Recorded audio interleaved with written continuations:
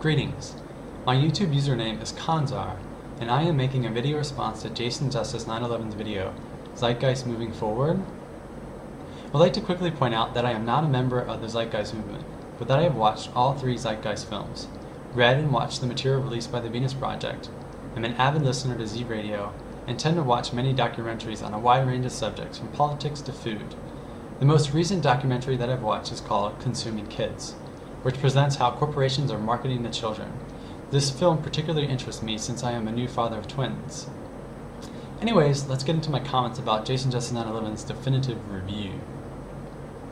JasonJustice911 made the following comments in reference to the flag that is displayed over his green screen. That flag represents to him the following: populace that rised up against tyranny, put in a constitutional republic, a system of checks and balances, a redress of grievances, a government for and by the people, clearly isn't what it used to be. And he also states, I believe our forefathers would be rolling over in their graves. That's what the flag means to me. End quote. The forefathers were rich, white, land, and slave owners who constructed the Constitution for their own benefit, not the benefit of the common worker or slave. The government of the USA started out stealing, raping, and pillaging land from the Native Americans. The USA government was responsible for one of the greatest genocides of all times, that of which of the Native Americans. Where exactly were the redress of grievances for the massacred Native Americans? Were the Native Americans that were forced into slavery, or the African Americans that were forced into slavery, or the utter lack of women's rights? How about the children being forced to work? As for the fathers rolling over in their graves, is a slogan or term that isn't based on science nor reason. It's based on fantasy and projection. Anyways, the forefathers are all dead people for that matter, and are irrelevant to our current problems in society, and cannot help in constructing a better future. There is no need for idealization, nor basing our decisions from those presented by those dead people, since they do not possess our present-day technological information. Meaning, we need to find and utilize ideas from today that incorporates an up-to-date understanding of our universe. Your example of a family of 3, where one sibling turned out bad, doesn't prove that humans behave based on natural instincts. The idea is that environment shapes people.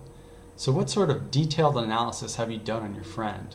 Was your friend held the same amount of time as his siblings as a child? Was your friend fed the exact same food with the same quantities? Was your friend given the exact same amount of attention as his other siblings? Does your friend have the same friends as his siblings? Has your friend spent time away from his siblings? What I'm getting at is that it's impossible for your friend to have the exact same environment as his other siblings. Once analyzed, I think you will be able to see what was different in your friend's environment than his siblings, and track what influences made your friend get involved in drugs, and what influences dissuaded his siblings from getting involved in drugs. You made the statement, we have always had social hierarchy.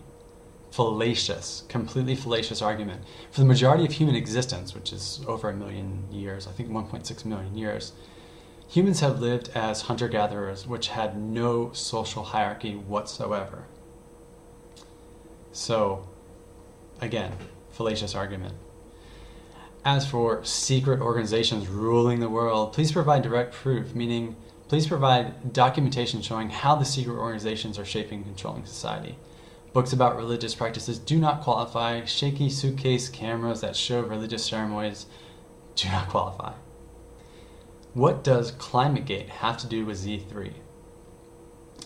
Why do you make this association?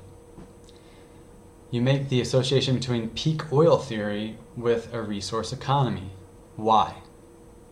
Why do you bring up intelligent design and make it your last biggest critique? Where in the movie does Z3 discuss the origins of the universe, and specifically intelligent design? Why do you use the term Zeitgeisters?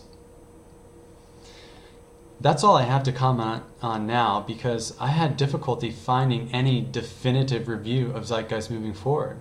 Your videos seem to be more of a promotional advertisement for your other films. I was very disappointed by the lack of thoughtful critiques of the content in Zeitgeist moving forward.